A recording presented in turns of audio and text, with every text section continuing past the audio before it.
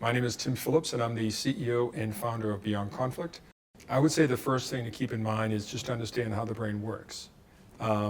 So the brain works in groups, meaning that we think automatically, we think in groups, and we think in sort of mental models of the world. And a lot of that is shaped by what we've experienced in our families, in our communities.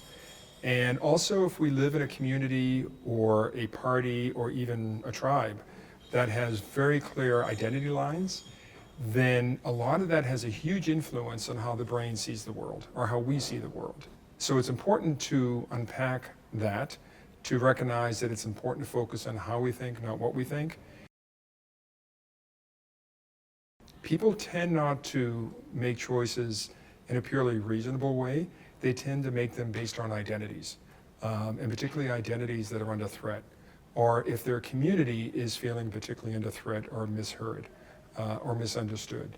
And so if we want to understand how the brain helps us think about who we support in our sort of response to populism, I think we need to understand how much tribal identities or sectarian identities are motivated and come online.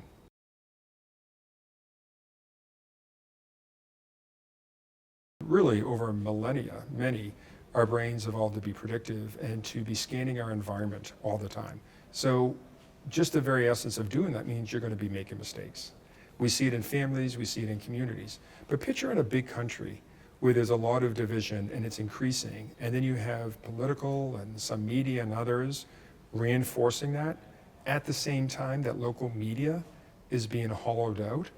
And people rely more on national media for news, then that predictive brain is basing a lot of its views of the others based on meta-perceptions.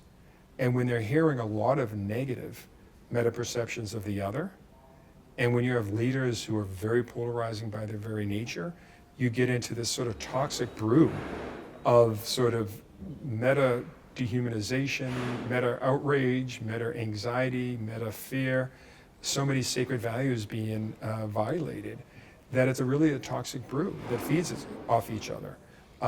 And so what we want to do, and I think it's important for any survey, is to really unpack by asking certain types of questions. Are we as polarized as we think?